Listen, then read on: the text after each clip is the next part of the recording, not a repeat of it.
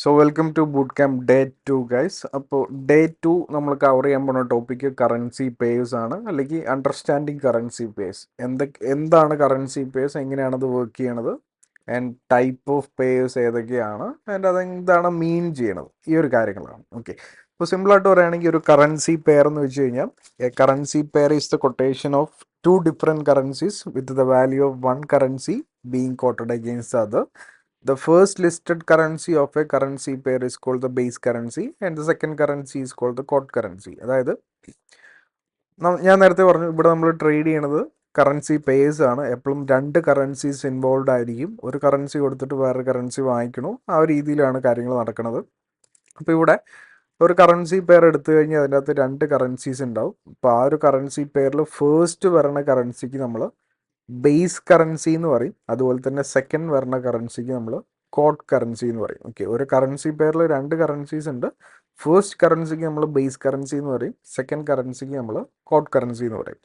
For example നോക്കുവാണെങ്കിൽ euro USD ഒരു currency pair ആണ്. അപ്പോൾ അതിനകത്ത് ഫസ്റ്റ് വരുന്ന കറൻസി യൂറോ ആണ്, സെക്കൻഡ് വരുന്ന കറൻസി US$ ആണ്. അപ്പോൾ ഫസ്റ്റ് വരുന്ന കറൻസി നമ്മൾ എപ്പോഴും ബേസ് കറൻസി എന്ന് പറഞ്ഞു. അപ്പോൾ യൂറോ USDയിൽ euro is base currency. Okay, അതുപോലെ തന്നെ സെക്കൻഡ് വരുന്ന കറൻസി US$ ആണ്, ആൻഡ് സെക്കൻഡ് വരുന്ന കറൻസിക്ക് നമ്മളെപ്പോഴും കോട്ട് കറൻസി എന്ന് പറയും. അപ്പോൾ യൂറോ USDയിൽ US$ ആണ് ഇവിടുത്തെ കോട്ട് കറൻസി. ആൻഡ് വേറെ example USD INR. So USD INRൽ ഫസ്റ്റ് വരുന്ന കറൻസി US$ ആണ്, സെക്കൻഡ് വരുന്ന കറൻസി INR ആണ്. അപ്പോൾ ഫസ്റ്റ് വരുന്ന കറൻസിക്ക് നമ്മളെപ്പോഴും ബേസ് കറൻസി എന്ന് പറഞ്ഞു. അപ്പോൾ USD INRൽ US$ ആണ് ബേസ് കറൻസി, ആൻഡ് സെക്കൻഡ് കറൻസിക്ക് നമ്മളെപ്പോഴും കോട്ട് കറൻസി എന്ന് പറഞ്ഞു. അപ്പോൾ USD INRൽ INR ആണ് ഇവിടുത്തെ കോട്ട് കറൻസി. അപ്പോൾ ഇതെന്താണ് മീൻ ചെയ്യണമെന്ന് വെച്ച് കഴിഞ്ഞാൽ, ഇപ്പോൾ USD INRൻ്റെ കേസ് എടുക്കാം. ഓക്കെ, അപ്പോൾ USD INRൻ്റെ കറൻറ്റ് വാല്യൂ എന്ന് വെച്ച് കഴിഞ്ഞാൽ 88.7190 ആണ്.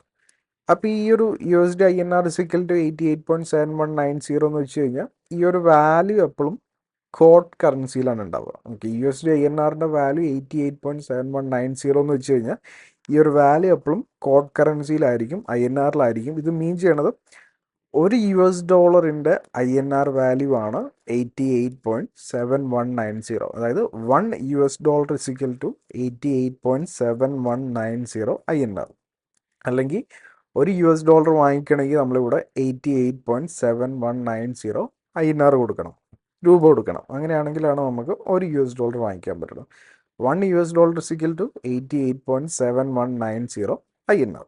അപ്പോൾ ഇതിപ്പോൾ നമ്മൾ യൂറോ USDയുടെ കേസ് എടുക്കുകയാണെന്ന് വിചാരിക്കാം. യൂറോ USD നമ്മളിവിടെ പറഞ്ഞിട്ടുള്ള യൂറോ USD. ഇപ്പോൾ യൂറോ USDയുടെ കേസ് എടുക്കുകയാണെങ്കിൽ യൂറോ USDയുടെ കറൻറ്റ് വാല്യൂ എന്ന് വെച്ച് കഴിഞ്ഞാൽ 1.1543. അപ്പോൾ ഞാൻ നേരത്തെ പറഞ്ഞു ഈ ഒരു വാല്യൂ എപ്പോഴും കോട്ട് കറൻസിയിലായിരിക്കും. ഇവിടുത്തെ quote currency base currency euro, quote currency $. അപ്പോൾ ഈ ഒരു 1.1543 $ലാണ്.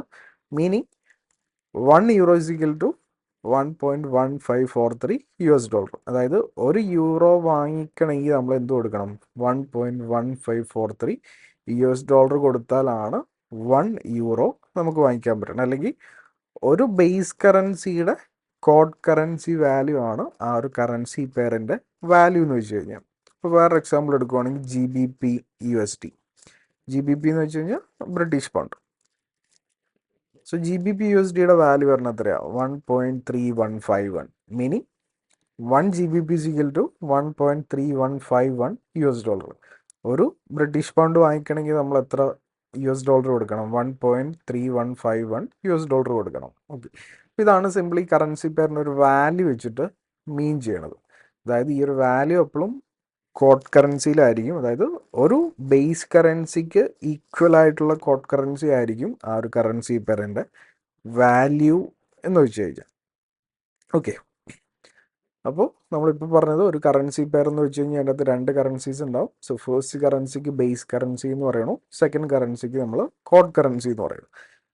പിന്നെ നമുക്ക് എന്ത് ചെയ്യാം? ഈ ഒരു കറൻസി പെയറിന് ഒരു 3 ടൈപ്സ് ആയിട്ട് നമുക്ക് എടുക്കാം. ഓക്കെ, ഒരു 3 ടൈപ്പ് ഓഫ് കറൻസി പെയർസ് ഉണ്ട്. ആൻഡ് ദ ഫസ്റ്റ് ടൈപ്പ് ആണ് major currency pairs. So major pairs എന്ന് വെച്ച് കഴിഞ്ഞാൽ വേൾഡിൽ ഏറ്റവും കൂടുതൽ ആൾക്കാർ ട്രേഡ് ചെയ്യണ കറൻസി പെയർസ് ആണ് മേജർ കറൻസി പെയർസ്. ഓക്കെ, അതായത് ഏറ്റവും കൂടുതൽ വോളിയം ഉള്ള ഏറ്റവും കൂടുതൽ ആൾക്കാർ ട്രേഡ് ചെയ്യണ കറൻസി പേഴ്സ് ആണ് മേജർ കറൻസി പേഴ്സ്. അപ്പോൾ ഈ ഒരു മേജർ കറൻസി പേഴ്സ് ട്രേഡ് ചെയ്യാനുള്ള കോസ്റ്റ് അല്ലെങ്കിൽ ബ്രോക്കറേജ് ബാക്കിയുള്ള ടൈപ്സുമായിട്ട് കമ്പയർ ചെയ്യുമ്പോൾ കുറച്ച് കുറവായിരിക്കും. ഓക്കെ, അല്ലെങ്കിൽ അതിൻ്റെ അകത്ത് സ്പ്രെഡ് കുറവായിരിക്കും. സ്പ്രെഡ് എന്ന് വെച്ച് കഴിഞ്ഞാൽ ഒരു ടൈപ്പ് ഓഫ് ബ്രോക്കറേജ് ആണ്. സോ അതിനെപ്പറ്റി നമുക്ക് ഡിസ്കസ് ചെയ്യാം. അപ്പോൾ ഈ ഒരു മേജർ പേയേഴ്സിൽ സ്പ്രെഡും കമ്മീഷനും ഒക്കെ കമ്പാരിറ്റീവ്ലി കുറവായിരിക്കും. അപ്പോൾ ഈ ഒരു മേജർ പേയേഴ്സിൻ്റെ എക്സാമ്പിൾ എടുക്കുവാണെങ്കിൽ ഈ ഒരു 7 കറൻസി പേയേഴ്സ് ആണ് മേജറിൻ്റെ എക്സാമ്പിൾസ്. ഓക്കെ, മേജർ പേയേഴ്സിൻ്റെ examples. So first one euro USD, base euro ആണ്, കോട്ട് US$ ആണ്. സെക്കൻഡ് വൺ USD JPY, ഇതിനകത്ത് ബേസ് US$ ആണ്, കോട്ട് JPY ആണ്. Third one GBP USD, GBP USDയിൽ ബേസ് GBP ആണ്, ബ്രിട്ടീഷ് പൗണ്ട് ആണ്, കോട്ട് US$ ആണ്. Next one USD CHF, USD CHFിൽ ബേസ് കറൻസി US$ ആണ്, quote currency CHF Swiss franc ആണ്.